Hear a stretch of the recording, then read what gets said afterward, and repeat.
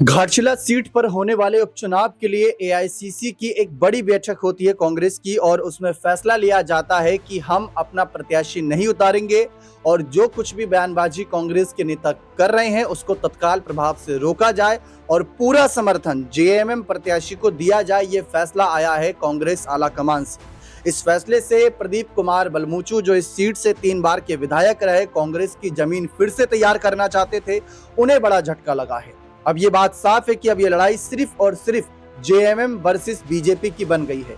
राजनीतिक विश्लेषकों का मानना था कि अगर इस सीट पर उपचुनाव हुआ और त्रिकोणीय मुकाबला बना जिसमें BJP versus JMM versus Congress हुआ, तो यहाँ पर बीजेपी के लिए भी एक अच्छा सुनहरा मौका बन सकता है। वो अपने प्रत्याशी को जीत दिला सकते हैं क्योंकि कांग्रेस और जेएमएम के वोट बढ़ जाएंगे जो पिछली बार एक साथ नजर आ रहे थे। लेकिन अब ऐसा नहीं होगा। यहाँ पर के राजू ने ये अपना फैसला सुनाया है। प्रदीप कुमार बलमूचू क्या करेंगे? क्या वो बागी हो जाएंगे? क्योंकि हम देख रहे थे कि जिस तरीके से वो बार बार बयान दे रहे हैं कि कांग्रेस को अपना प्रत्याशी उतारना चाहिए।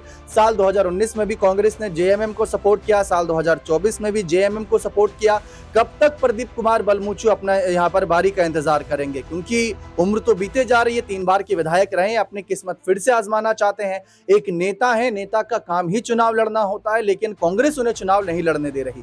दूसरी तरफ बीजेपी पार्टी अगर जेएमएम से सीधी टक्कर ले रही है तो कौन है उनका प्रत्याशी? ये सवाल उठ रहा है। सब कह रहे हैं चंपई दा के बेटे बाबूलाल सोरेन होंगे, लेकिन हम कह रहे हैं कि वो बयानबाजी क्यों नहीं कर रहे, क्यों इतना चुप नजर आ रहे हैं? अगर उनको ये सीट जीतनी है तो अपनी हवा बनानी होगी, जनता के बीच जाना होगा, मीडिया से बात करनी होगी, अपना जो यहाँ पर एक नजरिया है जनता के लिए वो पेश करना होगा। लेकिन अब तक वो तो नजर नहीं आ रहा। जबकि रमेश हांसदा ऐसा कर रहे हैं, लखन ऐसा कर रहे हैं, तो सवाल यहाँ पर चंपई दा के बेटे पर भी। हमारे साथ वरिष्ठ सहयोगी अमन सर मौजूद हैं। सर, यहाँ पर कांग्रेस के फैसले को आप किस तरीके से देखते हैं? इससे बीजेपी के लिए आसानी होगी या मुश्किलें बढ़ेंगी? देखिए, पहली बात तो ये है दीपक, क्योंकि ये जो सीट है जेएमएम की, जो कह सकते हैं कि शिक्षा मंत्री रहे और साथ में ये सीट चुनाव जीते हुए रामदास सोरेन जी की वजह से खाली हुई है, तो ऐसे में उनकी ही यहाँ पर जगह बनती है। इसमें कोई दो राय की बात नहीं, क्योंकि जब आप गठबंधन में होते हो तो इन तमाम चीज़ों का आपको ध्यान रखना पड़ता है। लेकिन प्रदीप बलमूचू ये चाहते थे कि भाई कांग्रेस पार्टी अब अपने आप को मजबूत करे, क्योंकि अगर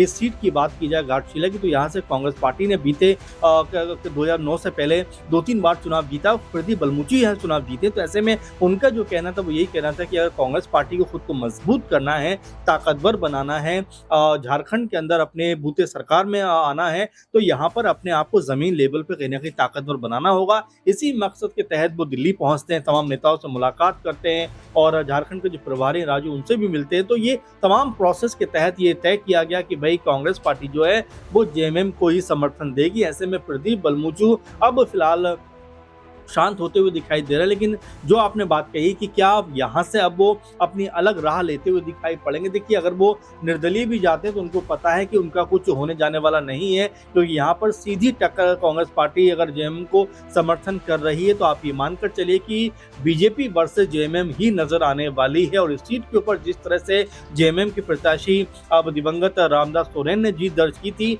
उसको लेकर अब बीजेपी रणनीति बना रही कि भाई यहाँ से कौन सा चेहरा ऐसा उतारा जाए जो मजबूती के साथ में यहाँ कह सकते हैं कि जो लगभग कंफर्म प्रत्याशी हैं जेएमएम के सोमेश सोरेन, उनको जो है टक्कर देते हुए दिखाई पड़े। क्योंकि बाबूलाल सोरेन की अगर हम बात कर लें दीपक, तो नजर आता है कि चुनाव में गए तो सही 2024 में, लेकिन जिस तरह का उनका प्रदर्शन की उम्मीद की जा रही थी वो प्रदर्शन नजर नहीं आया और 20-22 हजार वोटों से वो चुनाव हार जाते हैं। और साथ में आप देखिए, आपने जिक्र किया रमेश हांसदा का कि जिस तरह से वो लगातार पूरे क्षेत्र के अंदर जा रहे हैं, लोगों से मुलाकात कर रहे हैं, यानी कि एक तरीके से अभी से अपनी हवा बनाने का वो प्रयास कर रहे हैं, कोशिश कर रहे हैं। लेकिन वहीं अगर बाबूलाल सोरेन की बात की जाए दीपक, तो देखिए उनको लेकर कोई चर्चा घाटशिला में दिखाई नहीं पड़ती। हाँ, उनके पिता चंपई सोरेन जरूर सोशल मीडिया पर घाटशिला को लेकर तमाम सारे पोस्ट कर रहे हैं, लेकिन देखिए चुनाव जो होता है, इलेक्शन जो होता है, वो सोशल मीडिया पर नहीं लड़ा जाता, वो ज़मीन पर जाकर लड़ा जाता है, लोगों से कम्युनिकेशन करके लड़ा जाता है। ऐसे में अगर बाबूलाल सोरेन एक्टिव नहीं होंगे तो उनके लिए मुश्किलें खड़ी होती हुई दिखाई पड़ेंगी, क्योंकि यहाँ पर रमेश हांसदा हों या और भी तमाम चेहरे हों, वो लगातार अपनी पकड़ बनाने में मजबूती के साथ लगे हुए हैं कि किसी सूरत में उनको यहाँ से बीजेपी का टिकट मिल जाए। और ऐसे में अगर टिकट किसी और के हाथ चला जाता है तो चंपई सोरेन या उनके बेटे क्या करेंगे फिर इसके बाद, ये भी तमाम सारे सवाल झारखंड की राजनीति में इन दिनों खूब चर्चाओं में है। देखिए, सोशल मीडिया पर अगर हम नजर डालें तो चंपई सोरेन ज्यादा एक्टिव नजर आ रहे हैं मुकाबले में बाबूलाल सोरेन के, कयास ये भी लगाए जा रहे हैं कि चंपई सोरेन खुद इस सीट से चुनाव लड़ सकते हैं और सरायकेला जो उनकी सीट है, जिस सीट से लगातार वो कई बार के विधायक रहे, वो सीट अपने बेटे के लिए या पार्टी के किसी और सदस्य के लिए छोड़ सकते हैं। ये पहला पॉइंट है। और दूसरा, सीता सोरेन को भी नजरअंदाज नहीं किया जा सकता। शिबू सोरेन की बड़ी बहू है और वो बीजेपी में है, इस वक्त किसी पद पर नहीं है और ज्यादा लंबे समय तक बीजेपी उन्हें बिना पद के भी नहीं रखना चाहेगी। तो बीजेपी यहाँ पर क्या कोई बड़ा दांव चल सकती है, क्योंकि जेएमएम लगातार 2 बार इस सीट को जीती है। कांग्रेस जेएमएम को सपोर्ट कर रही है, जिससे फायदा जेएमएम को होगा, वोट बैंक उनका ट्रांसफर होगा और वहां पर और कहीं ना कहीं मजबूती मिलेगी। फिलहाल यही कहा जा रहा है कि अगर कोई बदलाव करना है तो कैंडिडेट में बीजेपी को बदलाव करना होगा, किसी बड़े चेहरे को उतारना होगा। देखिए, बिल्कुल सीता सोरेन की बात की जाए तो 24 से पहले वो बीजेपी में शामिल हो गई थी, लोकसभा चुनाव भी लड़ती हैं, उसमें उनको दुमका से करारी हार का सामना करना पड़ता। उसके बाद फिर वो विधानसभा चुनाव में भी जाती हैं और वहां पर भी जामताड़ा से उनको इरफान अंसारी चुनाव में हरा देते हैं। तो आप देखिए, सीता सोरेन का जो पॉलिटिकल कद है बीजेपी में जाकर मजबूत होने के बजाय वो कमजोर हुआ था। ऐसे में उनको भी लग रहा है कि वापस अगर जेएमएम में चला जाए, परिवार की जो पार्टी है, इस तरीके से परिवार के जो लोग हैं उनके साथ में रहा जाए तो स्थिति मजबूत हो सकती है। इसी मद्देनजर लगातार उनकी बेटी का नाम भी सामने आ रहा है, जयश्री का, कि क्या वो भी चुनाव में जा सकती हैं, क्या वो भी इलेक्शन में उतर सकती हैं, घाटशिला में क्या वो चुनाव में दिखाई पड़ सकती है। तो तमाम तरह के कयास है जो इस समय घाटशिला को लेकर लग रहे हैं। खासकर सीता सोरेन का जो आपने जिक्र कर दिया, क्योंकि बीजेपी में वो हैं तो, लेकिन होकर भी वो नहीं नजर आती हैं। आप देखिए, किसी भी बात को लेकर कोई भी बयान उनका सामने नहीं आता, कभी भी जेएमएम के खिलाफ वो कोई बड़ा स्टेटमेंट देती हुई दिखाई नहीं पड़ती। तो ये